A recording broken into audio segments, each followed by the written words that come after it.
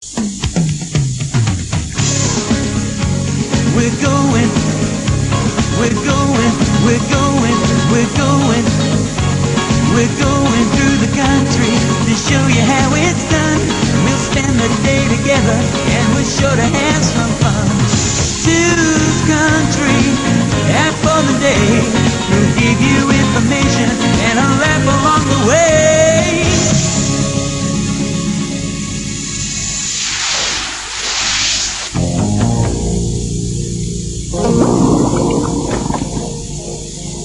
Well, I can't help it, can I?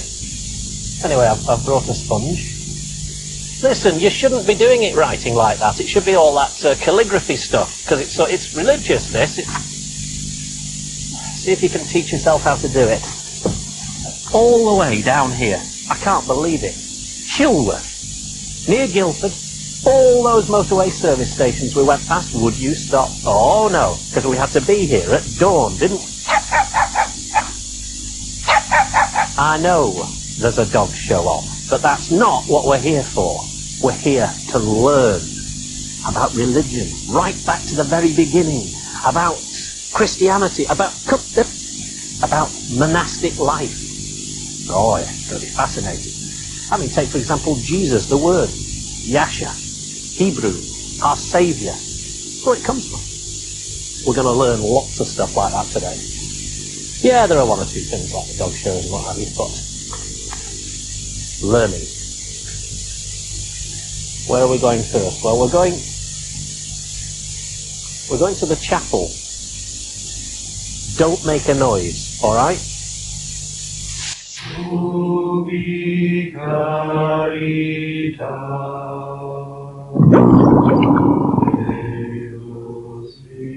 This is an international order. They have friars from all over the world. You show them where and have a look round.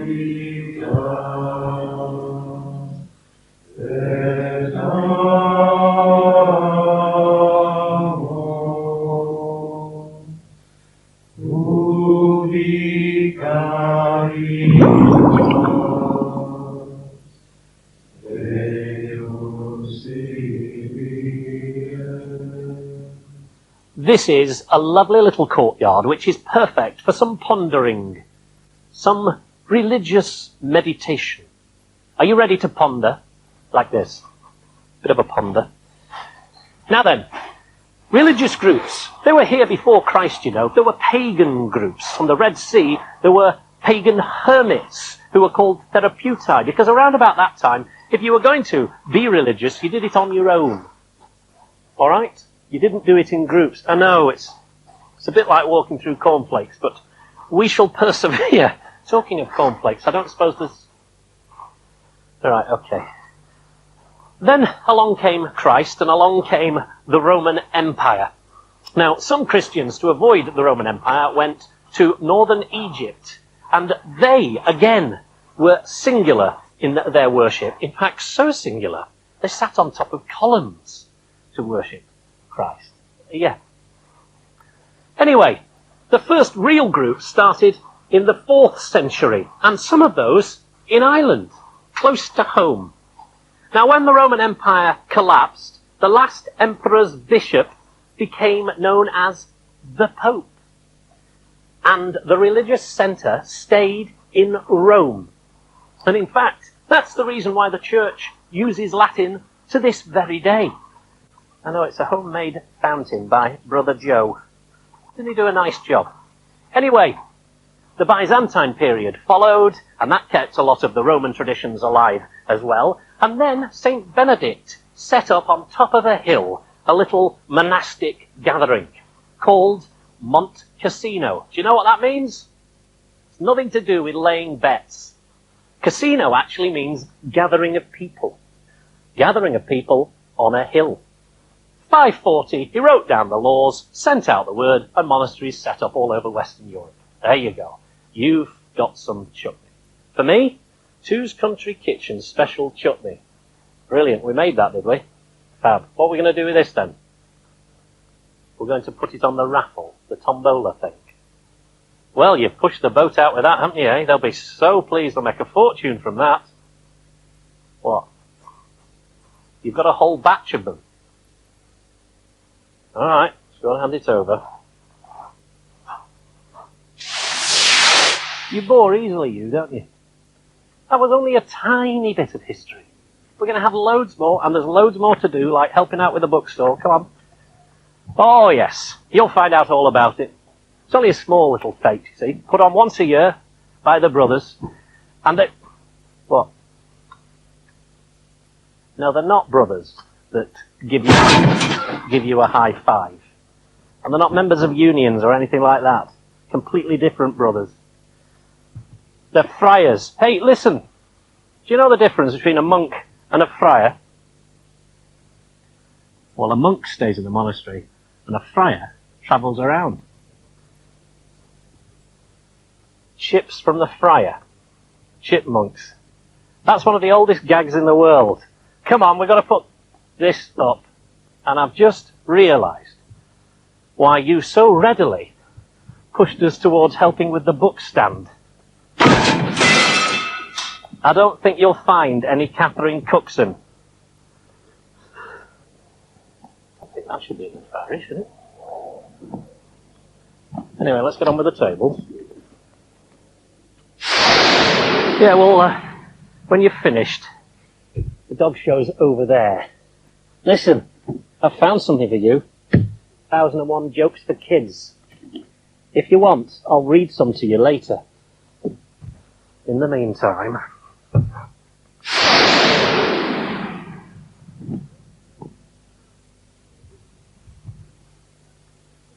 What are you doing? Hey, what are you doing? The plants are talking to you. Yeah, sure. What exactly are the plants saying? Today would be good. That they want to be in your window box. Yeah, have you told them that Kitty will come and dig them up every day because you don't let her out enough? I thought not. Anyway, any one of these could be yours for just 25 quid. Look at this geranium over here. It's lovely, and it's talking to me, spookily enough. Aren't you, little geranium? Yes, I am. What are you saying? It's time for more history. Is it? Oh, right. Good. So, St. Benedict had set the ball rolling. What are you doing? Stop it. With his Benedictine monasteries all over Western Europe. Huge, great powerhouses of religious worship. The only place where you could learn to read and write. So therefore, very, very powerful places. And also used for spreading the word. And the word did spread. These places were being set up all over the place. And in fact, from 1020 to 1120, 8 new orders were formed. And they also built their own monasteries all over the place. In 1208, Francis of Assisi set up a new order, the Franciscan order. This place is a Franciscan order in the Friary.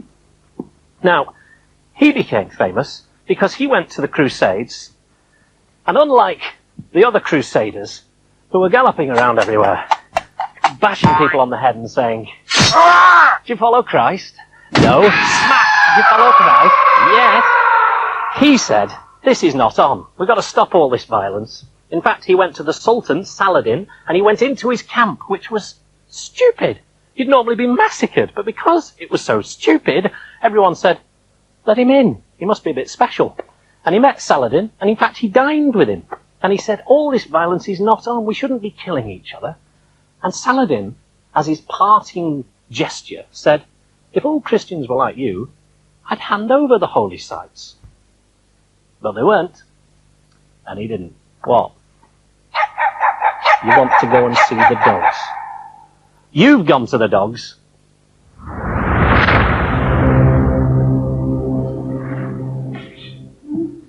As with any fete, I don't want one of those. The kitchen is a hive of industry. Now, Molly has been... Hiya, Molly. You've been doing this fete for some time, haven't you? Yes, a long time. About 25 years. 25 years is a fair time, I suppose. Yes. Has it got bigger, or are you making the same sort of numbers? Well, we consider doing about 2,000 people come. And you're catering for the 2,000? Listen, you don't want an assistant like him around the kitchen. Why Because not? I had a bad time with him once. Yes. And he tends to make a bit of a mess. I see. Watch this. No, you're going to do that first, right? So you might...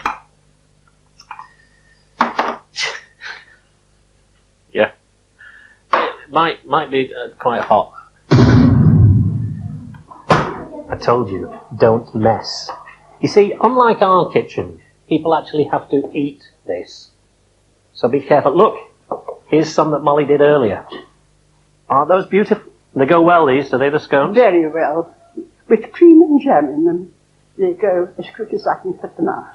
What else? What are the other good sellers? Meringues, homemade meringues, and then after that, the sandwiches. Lots of sandwiches. You've got breakfast and sandwiches here. Sandwiches down there. Another lot of sandwiches can you? That's right. Always cool like cucumbers.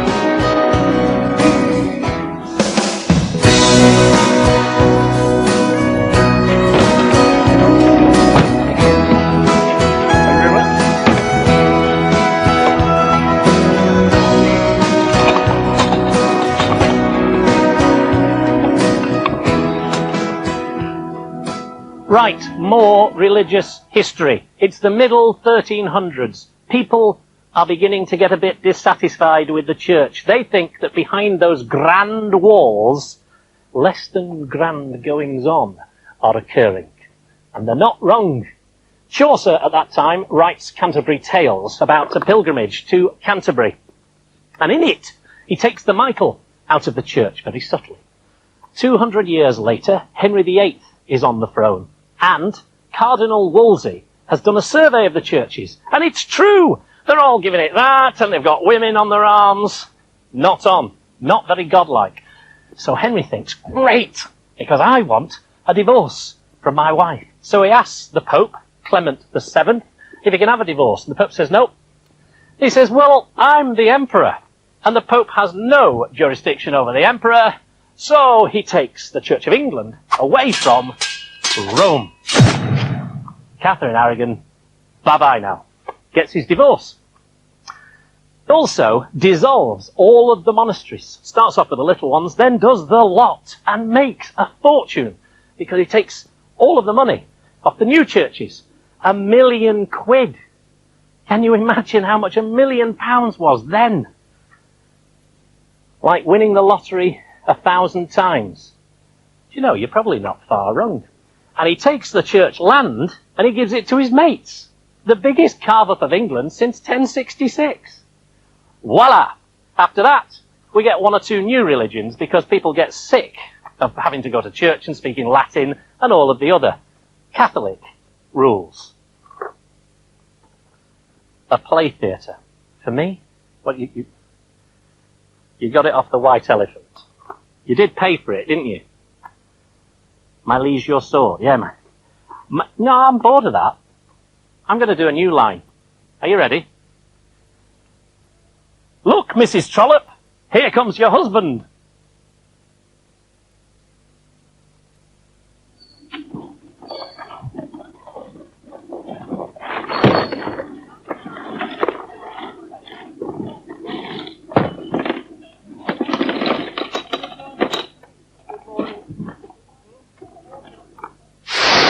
So you borrowed this from the tombola. Actually, before you take it back, there's one or two things you could learn from it. I mean, acting is something you're going to need to specialise in. Now you have your new costume. Super. And as we're on about acting, enter stage left, a sponge. A soaking wet sponge. That's it, take a few steps back. Because they have a little tradition here that the friars let you throw wet sponges at them. Rather like this. Good day.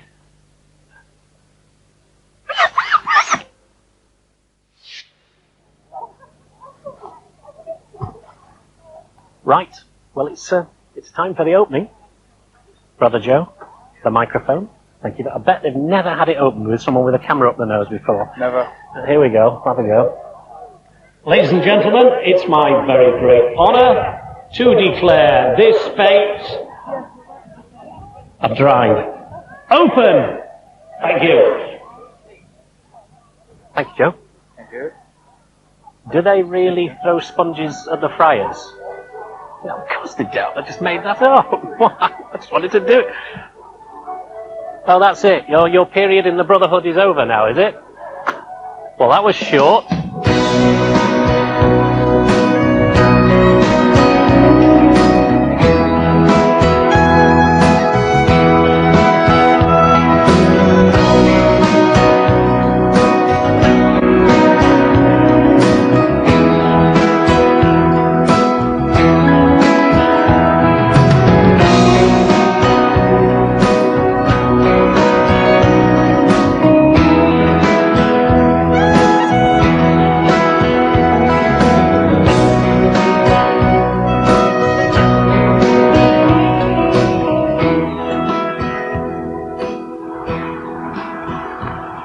Look, Mrs. Trollope, it's your husband.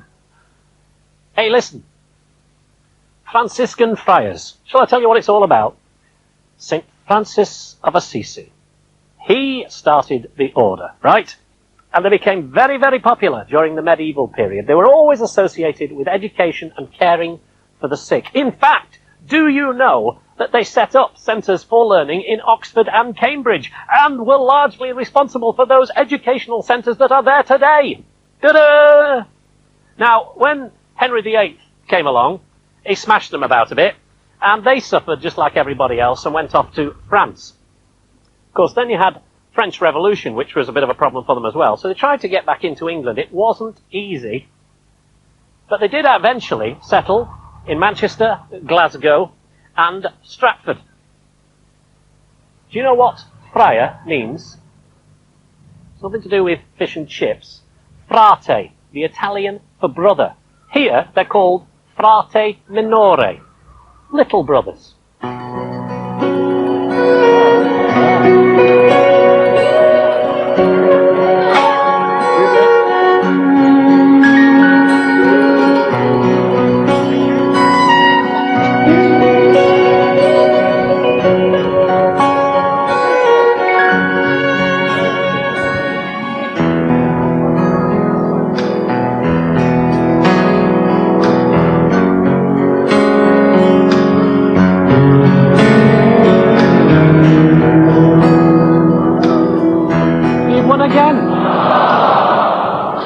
That'll come in really handy, won't it?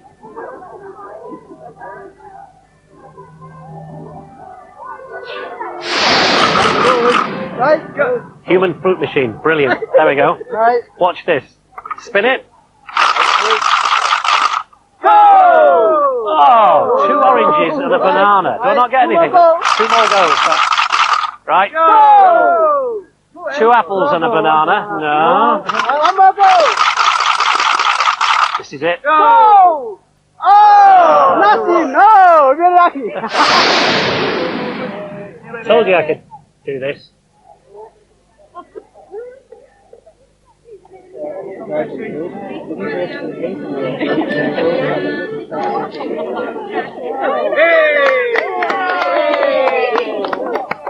Now let's do something else.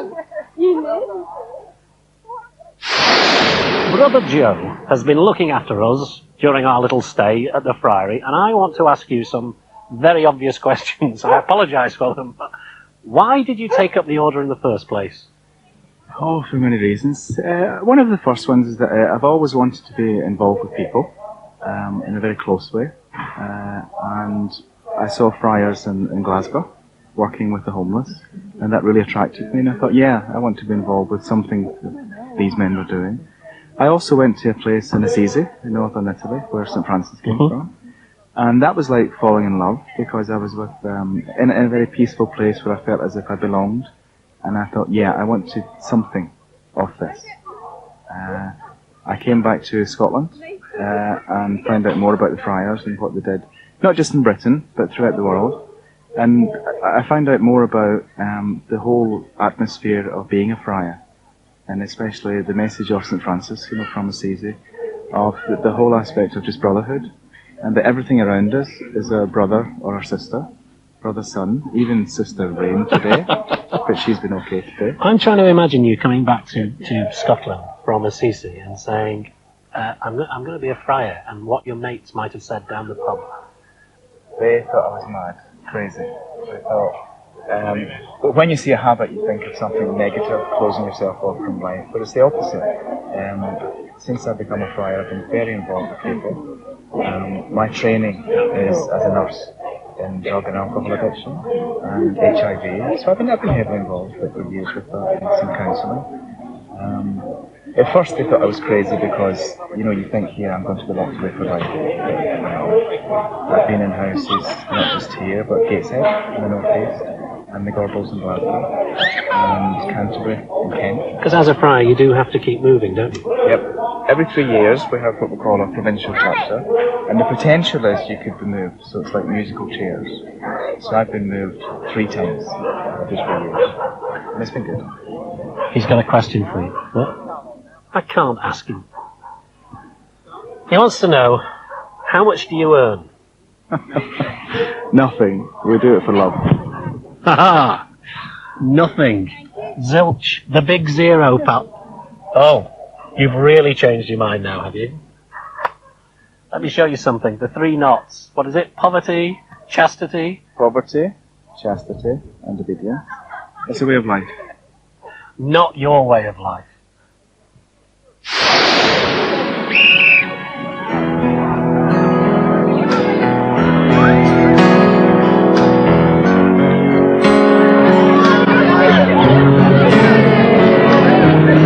Over here for your prizes. Come on. Any one of those. Take the big, not the big. Step to the left. Keep over that way. Everybody up. That's too powerful.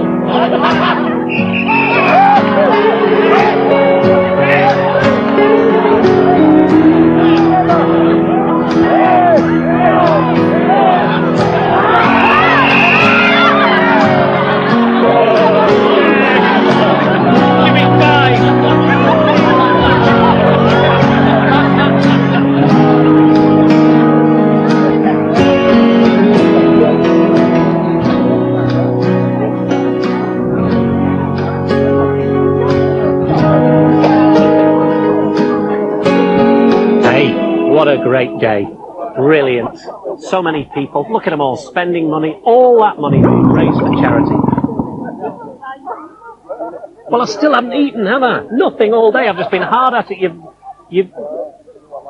For me? Well, that's freezing cold. In fact, it's frozen and there's no meat in it. They were so busy that they've sold out. Brilliant. Well, once again, you've let me down. You're useless. I've been reading your writing, your scripture stuff you've been practicing. Very impressive. Well done. You know when they used to do the Bible, when they used to make it all pretty and decorated, it was a lifetime's work. The way you're going on, you won't finish the page.